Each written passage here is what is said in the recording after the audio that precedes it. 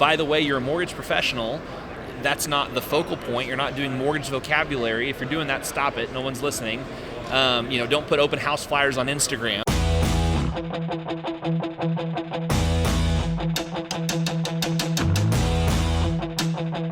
Hello again, sitting here with Phil Treadwell. Phil, why don't you introduce yourself real quick? Yeah, I'm Phil Treadwell. I'm the founder and host of the Mortgage Marketing Expert podcast. I'm also the VP of Development and a regional manager for Mason McDuffie Mortgage, based in Dallas, Texas. Excited to be here at MBA Annual. Excellent. Well, thanks for taking time out of your schedule. Of course, happy to do it. Appreciate you coming by. And, well, actually, you didn't really come by. I just kind of grabbed you and said, "Come here, sit down. We're going to do an interview." Well, anyway, one of the things that I really appreciate about you is how much you give back to the industry, whether it's through your podcast or through social media or just sharing stories, meeting you at conferences like this, and how much you pour back into this industry that may or may not directly benefit your employer. Right. I think it does, right? Because you and I both know the whole power of branding. But one of the things that I wanted to ask you is, what do you enjoy most about coming to stuff like MBA Annual or just any conference in the industry? I mean, first and foremost, it's the people. I mean, there's lots of nuggets that you can get. There's a lot of information gathering, but the strides that I've made in my business or the lift that I've gotten in my business has been directly related to the relationships I've made at industry conferences. Right. You find like-minded people, you grow, and that's really why I come. In addition to that, when you come to these conferences, you're able to not only network with people of a like mind philosophically, but you're also to make relationships strategically to help move the industry forward. Mm-hmm. That's really what I'm most passionate about, is moving the industry forward as a whole. And you and I were just talking before this interview about, different sides of the industry and different people groups, and I'm a fan of anyone that's trying to move the industry forward. Historically, I had not attended conferences like this of a large scale with MBA or whatever, because I felt like a lot of the people that were organizing it were still very much romantic about the way the industry used to be. Right. That seems to be changing, and so I'm very much wanting to be involved in any organization, whether it's a mortgage banker organization, a mortgage broker organization, an industry or a vertical outside of the mortgage industry. Anyone that wants to move the industry forward, continue to grow and add value, I'm a fan of, because I think as you're talking about, as I speak on stage or do the podcast or whatever, it's about giving and adding value. Right. And so many people have a scarcity mindset of, I don't want to give away my trade secrets or information, and they're missing the point. That You need to have an abundance mentality, and it's how much can I put into the system versus what am I taking out of the system. And people that are having success in the mortgage industry right now are doing things just like this, are trying to give to the industry, or trying to put into the system as opposed to extract from it. Right. I mean, there is something to be said for healthy competition. Absolutely. And for recognizing that you and I are competing companies, but that doesn't mean that we are necessarily competing ideologically. Right. That you and I both, our companies share a very similar culture. Right. We share a very similar mindset. You and I have had a number of conversations that I've really enjoyed, where I've actually learned from you. Hopefully, I've been able to impart a couple of things to you. But yeah, the whole concept, like again, what we were talking about before, is we got to make sure that this industry, everybody in this industry from top down, is asking the right questions. Right. And those questions should be centered on, is the consumer getting taken care of? Right. If they're getting taken care of, like you said, we're moving the industry in the right direction. If they're not, then we need to fix that ASAP. It is. So, and I agree. And there's it goes back to the abundance mentality. There's plenty of business out there for everyone. It's a multi-trillion-dollar industry. You can have fractions of a percent, and everybody be able to feed their families and live a good lifestyle. Yeah. And that's the exciting part of this industry is, we're an industry that at its core is helping people achieve the dream of homeownership. Real estate's the biggest asset class in the world. We're a part of something really cool that affects the economy positively and negatively, like we've seen about a decade ago. And so there's a fiduciary responsibility there, but at the same time, you can't just be romantic about one way of doing it. Right. And so we might be technically competing companies, but the way I look at it is, if we're both out there doing good business and we're moving the industry forward, we're both going to benefit from it. And so that's why I put a podcast out there. I have people of all different parts of the industry, all different expertise levels, really trying to add value, because at the end of the day, if someone else can grow, sowing and reaping, someone else is going to come along and give me something. And my business has grown indirectly and directly from it. All right. Fantastic. I'm just kidding. Little inside joke. Inside joke.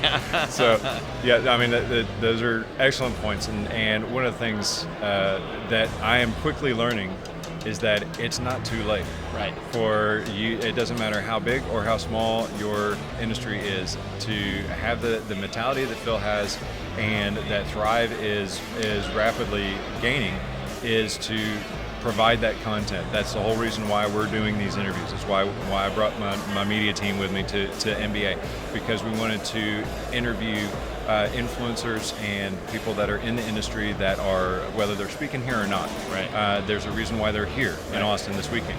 And so we wanted to hear from them. Like, I actually had the opportunity to interview Christine Beckwith, who I know you're close to. Yeah. And we were chatting yesterday. I mean, she's fantastic. And just being in this kind of environment and being open to developing those new relationships and not being timid about it, and and as Josh Pitts likes to say, to throw out another name, but to document rather than try to create.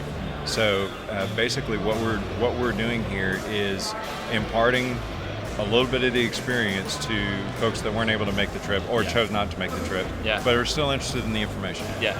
And so having that kind of a mentality is one of those things that's going to keep moving the industry forward. 100% agree, and all those people are friends of mine, and not to steal Josh's thunder, that's obviously he got that from Gary Vaynerchuk, Sure. Document, don't create, and Right. and he carries that flag well, and that's one of the things I like is he's showing people how to do it. Right. A lot of times we all can sit up here and pontificate about, create content and add value, and it's also really cool to come and get new ideas about how to show people how to do it. Right. If throwing out another name in the industry as an influencer is Ginger Bell. Yep. And Ginger wrote the book Edge of Marketer. If you haven't read it, read it. I'll give her a little plug there. But she and I were having a conversation about, hey, we need to do better about showing individual originators and individual teams how do we do this stuff. So that's why I like, again, different mortgage companies, but you're creating content by documenting your time at MBA and having conversations with other people. And, that's how this is going to happen. Right. Rising tide raises all boats, all ships, however you say it. That's what we're trying to do here. And so that's why I appreciate what you guys are doing and what some of these others that we mentioned have is we're trying to add value. We're trying to show people how to do it. It's not hard. There's no mystery. All I did was from a podcast, and we have tens of thousands of listeners on a monthly basis. I took a $100 microphone and a $40 webcam, and I got on Zoom conversations with influencers and with big personalities in the business, and I asked them questions that I wanted to know the answer to. And people listened, and more people listened, and we got bigger guests on. And so anybody out there that's wanting to know how do I do it, well, if you like to write, start writing stuff. Blogs. Yeah, if you like video, if you like to be on TV, do some video. Right. Me, I have a radio face, and so I like to do podcasting. I was a busy professional. I knew I wanted to reach other busy professionals. Podcasting, was the medium that I chose. Sure. But to your point, it's not too late. There's so much opportunity out there, and I think we're just at the very beginning of this whole big movement, if you will, in the mortgage industry. Absolutely. Yeah, and I mean, the good thing is that's exactly where I was going with the whole get started, figure out your niche and get going with it, because I mean, you weren't doing this 2 years ago, 3 years ago. Not at all. 2 years ago, I was not doing this at all. Exactly. And you don't have to be, to start this, you don't have to be a VP or a C-level, C-suite executive. You don't have to be the director of marketing team or in management. The individual LO is fully capable of going and purchasing. I mean, this is kind of a fancy mic. Just go get a lapel mic. Use your phone. This thing. Yeah. Basically, just use the tools that you have on hand. It's not about having the perfect set of equipment. It's about having a heart and a mentality that says, I have something to say. Yeah. I want to get it out there, and I want to educate. It's not an ego trip either. Right. No, it's not at all. It is something that you are trying to create this content in order to create that value and be seen as the local expert, because I guarantee you, if you're not doing it, your competitor is. Yeah. And by competitor, I don't mean the guy sitting next to you. I mean the guy that is coming to take your lunch. That's coming to take your lunch. That's sitting in a call center somewhere in Kansas City, Missouri, or Detroit, Michigan. I'm not going to name names, but you know who I'm talking about. And so that is really what is going to differentiate you. Number one, is what's going to make the industry better and build the reputation of the folks in this industry. And number two, it's going to help set you apart from getting shopped by all those national call centers that are trying to cut your legs out and put you out of a job. So I'll give you a last quick example. Sure. Something that I share to a lot of people, and somebody's eventually going to do it because it's a pretty easy idea.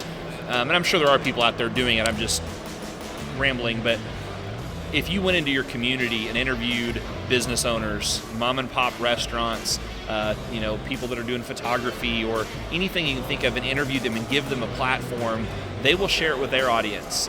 You could do an Alexa flash briefing where you talked about the new developments coming into town, or the new concert, or the new place to live, or restaurant, or whatever, and you give people something of value. Information is a commodity, so if you curate it, the biggest value you can give is time. And if you're taking a bunch of information people want to know and put it in one place, by the way, you're a mortgage professional, that's not the focal point. You're not doing mortgage vocabulary. If you're doing that, stop it. No one's listening.